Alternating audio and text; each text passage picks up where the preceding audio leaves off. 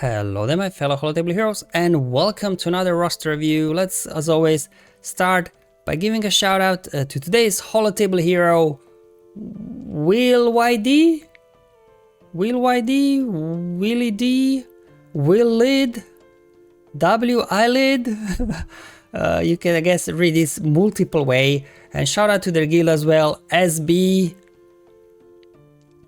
I don't know what SB stands for because Schwartz awakens. I guess Schwartz kind of gives up what SB is for, right?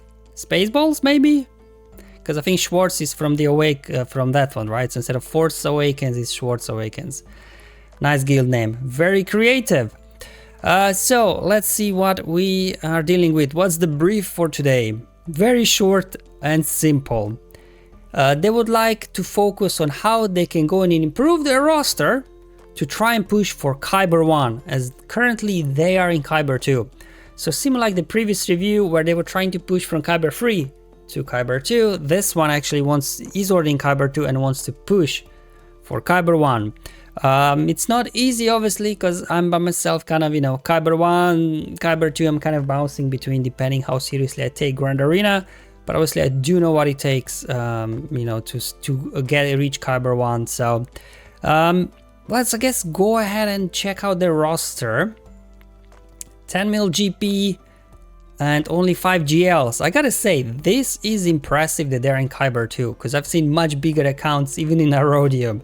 So this is very impressive. Definitely seems like they're a good Grand Arena players. Definitely, with a few additions to the roster, they definitely could push there for Kyber 1. But we're gonna need a bit more GLs and things like that, right? We'll go through the roster and talk about those things. But definitely, there are two key points that stand out the most in this account, like what they really should be addressing to reach Kyber 1. First one, Datacrons. I'm impressed that they're in Kyber 2 with that many Datacrons as this. For Kyber 1, you will need to take Datacrons more seriously, like get at least 15 of each set at level 9. What I've been doing, and it's enough, you don't need to do more, and I achieved that by just doing 50 crystal refreshes every day in Conquest. I don't go into hundreds, and it's enough. And again, quality over quantity. Better have more level 9s, less level 9s than just, a bunch of level 3s and 6, because not only, those stat boosts between level 6 and 9 are really nice and juicy, it also gives you better control of rolling level 3, 6 and 9 bonuses, because they get locked in once you get to level 9. So definitely Datacrons is one big thing you will need to improve. And then the other one is, I know this is painful, but not having Ray, it's tough. Obviously Ray, can be countered. Starkiller, Malakas, but then you throw Ezra in there, things become a bit more complicated. Leia works, but have you seen from my streams, can get a bit dicey and tricky as well. So definitely, while Rey can be taken down, it's not like she's a wall that cannot be defeated. It's definitely one of those tools that you do want to have for defense. But in my plan, I will not suggest them to go for Rey straight away, because as you can see, that is a lot of farming to do compared to where they are at with some of the other Galactic Legends and Legendary units. So I guess the best they can hope for is for the return of Ray Lightspeed bundles, I guess, to speed up the Ray farm. But definitely I think Datacrons and not having Ray, this is kind of the two really biggest points that I think might prevent you from not just reaching but staying in Kyber 1, because it gets very competitive once you're in Kyber 1. I've been there, I know how it is. Then also we can talk about obviously some Grand Arena history that I had a look at that. It's hard to analyze their history just because either them or their opponents didn't do a whole bunch of attacks. So it's difficult for me to gauge what counters they don't have already available or know how to use them, or what they're putting on defense. It was difficult to gauge. The only things I could kind of work out from their history is that basically, missing Sith Eternal and Lord Vader, they're very useful for offense. So we will want to work on those guys at some point And then, you know, bring Jedi Master Kenobi on offense. I think they do most of the times, if I remember from their history. You use Jedi Master Kenobi versus Jabba. Looks like that's causing you a bit of issues. So that's what I would suggest. It works pretty well now in this current 3v3 season with current Datacrons. And then in terms of ships, something I noticed as well, Executor maybe causing them some issues when the opponent puts on defense. You know, just practice Galactic Republic versus Executor, either Endurance or Negotiator, depending on the starting lineup. So I would say, you know, they need a bit of a practice, I think, when it comes to countering fleets. If you do want to get to Kyber 1, you need to know all the off-meta counters. Now, you don't always need to use them, depending what your opponents put on defense, what you put on defense, but it's something you have to know how to use. It's something you have to have in your toolbox once you reach Kyber 1. You have to know all the counters, otherwise you will be at a big disadvantage. So that's the only kind of things I could work out from the limited history from either them or their opponents not attacking much. Just these pointers I wanted to mention. Okay, then we can just, I guess, go through some of the factions. Again, because of all the light speed balance and everything, they more or less got everything already. They just need to, you know, now gear up, add more relics so they can unlock more stuff. And the good news is they are actually close to unlocking Balin. I think the only thing they're missing is a relic 7 Marok. So maybe by the time this video is out, who knows, maybe they will already unlock him, right? By the time of the recording, Marok is the only thing missing at Relic 7 that they can unlock Balin, which obviously is great. It's gonna give them an extra tool that they can use. Ben there without Rey, that's fine, no need to worry about them. They've got, yeah, good, they've got all Omicrons on Malachus, Seer Omicron, Starkiller. Let's get Force Repulse Omicron as well applied if you do have something to spare, because these can be very useful, you know, have an AoE dispel, because without Omicron you just dispel buffs on the target enemy. And it's not just a dispel, because then you deal more damage for each buff dispelled. So this is great versus those like Rey team that have Cal in there, right? Because you're critting them, they get lots of like protection up buffs. And then this AoE can do a lot of damage, especially in 5v5 when there's so many buffs dispelled, when you have the AoE buff dispel. As well, obviously, it gets rid of all the crit avoidance buff that Rey starts off when she does Live Blood. So you can start critting them straight away. Again, in Kyber 1, you should really have that Omicron applied for the most cases. So definitely something I would consider. Then let's look at Spectres as well. So it looks like they've been pretty good when it comes to farming, you know, Balin and now Galactic Legend Ahsoka as well. As you can see, some good progress in gearing. They're all at gear 11, so you know, they just need to farm them up to 7 stars. I think Syndulla, she's a Cantina farm, right? So that could be a quick one to get to 7 stars. So, you know, after they're done with Marok and Balin, just jump straight onto Ahsoka farm, I think, and push for those relics. And, you know, hopefully Ahsoka shouldn't be too far as well. Then let's look at their Night Sisters as well. They've got all the Night Sisters, great. Let's just slap this Omicron over on Marin, and then as well maybe try to familiarize yourself in 3v3 how to counter Jabba with Talzin, Marin and Asajj. It's a specific modding strategy, like you have to mod Marin for tenacity and protection, and the other 2 Night Sisters you have to mod for critical damage. I've done a guide on it, so you know, look it up on YouTube or on my website. It's gonna really help you. Just, it's not something you use often, I would say, but you know, for those situations where you simply have no other choice, you can always give it a go. And you know, if you play it correctly, you can one-shot Jabba in 3v3, and in 5v5, for the most part, you will get rid of everybody except Jabba, and then Jabba is easy cleanup, either Imperial Troopers, which we'll have to talk about, or as well Mon Mothma. Although now Mothma, when you got Luthen, that's a bit of a waste using Mothma there. So yeah, and same thing with Afra as well, that they're still missing. Okay, spoiler alert. So yeah, definitely as well consider putting Omicron on Marin and getting familiar with the counter versus Jabba. Then for Mandalorians, they've got Bo-Katan, great. 1 Omicron, that's fine. Like, this one is a nice to have. Which one is it? Is it this one that allows you to ignore taunt? This is a nice one to have, but if you don't have too many Omicrons to spare, maybe some other one would be better value to begin with, but something potentially to have on your radar as well, especially if you're going up against Gungans or Soul, right? You can then ignore the taunts and just go after whoever you want. And then as well, because you don't have Lord Vader, the best use for Maul is with Mandalorian, so maybe we could also get Canderous, Imperial Super Commando, and Gar Saxon all to Relic, so you then have a powerful team as well to use in 3v3 and 5v5 there with Django as well. So, you know, it's gonna give you a nice team that can do a lot of stuff. I know Imperial Troopers, especially, you know, speaking of Kyber 1, they don't get a whole lot done anymore, but again, it's one of the teams that you have to have in your pocket, in your toolbox, because sometimes there is a lone Jabba or something to clean up, and you just chuck these guys in there and they're gonna steamroll Jabba. And obviously we need Veers, we need Dark Trooper definitely, and then even speaking of assault battles, right, you can finish 2 assault battles with these guys, but probably because they do have Jabba already, right? Am I right?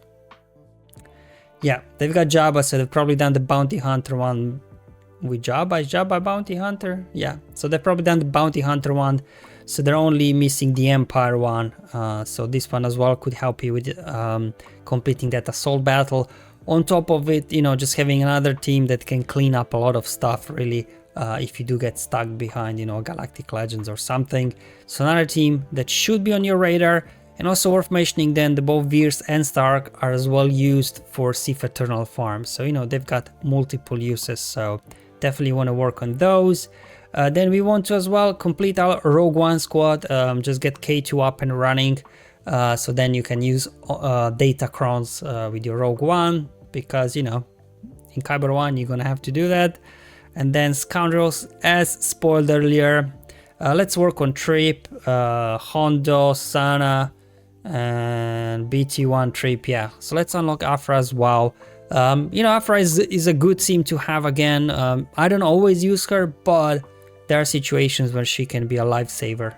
You know, she even has a chance to one-shot Jabba and things like that, and some other Galactic Legends, once obviously you do equip Omicron on her. And then finally, looking at their Phoenix squad, again, looks like they missed out on the Lightspeed bundle for Phoenix, which is fine. But at least let's get the Omicron up on Rex, so then you can use him in 3v3, like with Rex 5s on defense. It's just an annoying team to deal with, so definitely something I would strongly advise there. I didn't talk about mods because, you know, for the most part their mods are in the right place. It's just maybe a little bit more slicing, a little bit more rolling to push speeds on some of the units, but they definitely know what they're doing when it comes to modding. Hey, if they wouldn't, they wouldn't be able to do this with 5 Galactic Legends and being Kyber too, so that's why I didn't talk about mods, because they are good overall. Alright, so as always, let's go through the plan. Now, this one doesn't have a farming plan, just because in terms of what they need to work on, they've got more or less everything at 7 stars, so just a case now of gearing and relicking them, you know, just to keep unlocking things. And that's what I've been mostly seeing in these reviews with Lightspeed bundles. You know, not much to farm really, which is good, because it gives you then time to, you know, maybe convert gear into relics to help you, you know, get relics higher up for those unlock requirements. Okay, so here at top left, as mentioned, those Omicrons. Oh, forgot to mention Ezra. They do have Ezra. So some of the Omicrons I would suggest that they apply as soon as they can. Obviously Ezra, a little bit, I guess, limited use. They don't have Ahsoka yet, they don't have Rey, but you know, it can still give a nice boost to a Jedi Master Luke squad. Or even seen people putting him on defense, like with Qui-Gon. That was a bit annoying to deal with, but definitely, you know, having one of the Omicrons on him would help out. Which one? I guess it's debatable. I just like, what is this one? Daring Advance or something. You know, it's the one that applies irresistible debuffs, you know, because those healing immunities and what buff immunities, whatever he applies that can't be cleansed, can be really painful, and snipe banners as well. So that's what I would do. And then as mentioned before, for Starkiller, we want his AoE Dispel, extra damage. Want to slap an Omicron there. Then Marin as well, Captain Rex, get their Omicrons as well on their unique, so they can, you know, juice up the rest of the squads that you can use them. And then at the bottom left, we got ships, and as well, well, not just ships, just mostly ships, but some of the counters that, looking at their history, they should be using. They should learn how to use them. Like, you know, try to practice how to counter, you know, both comps, either triple attack or on Houndstooth, starting with Executor, how to counter that with Galactic Public Fleet, and as well Executrix. Then also versus Leviathan, make sure that you know how to do Profanity versus Leviathan, or if they're trying to be clever and only put Scimitar as the first reinforcement, or Scimitar and Raven's Claw, right? Then Profanity is a little bit trickier, but then Endurance can easily beat that. So again, make sure you're using these counters if you want to get to Kyber 1. And then in terms of countering Profanity, again, make sure you know how to counter with Executrix Profanity. And also, if, well, once you do get your Plow to Relicate for Galactic Legend Ahsoka farm, then also Marauder, Plow, and Anakin starting with Negotiator can easily take down Profanity. It's a very reliable counter. So again, make sure you get familiar with those. Again, I had limited history, but from what I've seen, definitely there was a lack of off-meta fleet counters on their part, so definitely something you will want to know, because yeah, in Kyber 1 sometimes, as you've seen from my streams, you can get a full GL ship zone, and you have to know all different counters, how to use them. And as we already mentioned, seems like they had a little bit difficulties with Jabba, so I would just advise them to use Jedi Master Kenobi, especially, you know, this and the upcoming season, or any season for that matter. Jedi Master Kenobi works really well versus Jabba, and it's not that great on defense in free Kenobi anyways, because Bo-Katan can easily counter him, and you know, once you reach Kyber 1, everybody will have a bow, so I wouldn't do that. And you don't have really Lord Vader, I guess, to kind of snipe out Bo in the front zone and put Kenobi in the back zone. But even then, in 3v3, like Sith Eternal, Daka Zombie, probably now Kylo with Rey, or even Balin, I think, can beat Jedi Master Kenobi. So yeah, I think Jedi Master Kenobi's days on defense are kind of over, I would imagine. So better have him on offense versus Jabba. And then have Marin as well. Again, get familiar with this counter. Again, you know, I created the guides. There are other guides out there, how to mod and everything. It's particular strategy and modding, but it can be quite effective. You know, it's not 100%, but it's again one of those things good to have in reserve in case you need it. So, you know, it's not just about having all the units, like, you know, what teams should I build out. It's also learning how to use them.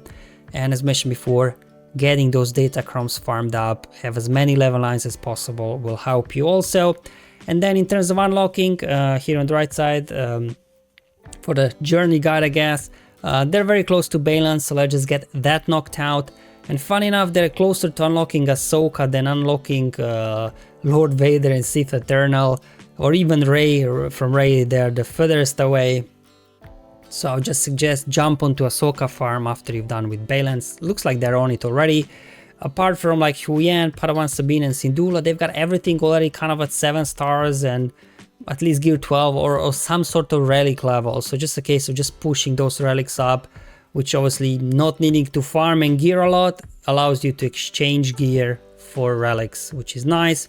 After Ahsoka, maybe take a break from, you know, legendary things, because let's you know, finish up some of the squads. You kind of have half build, which is your Rogue One, completing with K2. Then let's build out the rest of the Mandalorian squad for your Maul, because you don't have Lord Vader, so you can then utilize Maul better. Let's build out your Imperial Trooper lineup as well for that one assault battle, and as well both Stark and Veers are the requirements for Sith Eternal Emperor, so this will kind of lead you into Sith Eternal journey next. You know, just again, all these units, you have them already basically at 7 stars, just need to relic them up, some of them, and you should be good to go.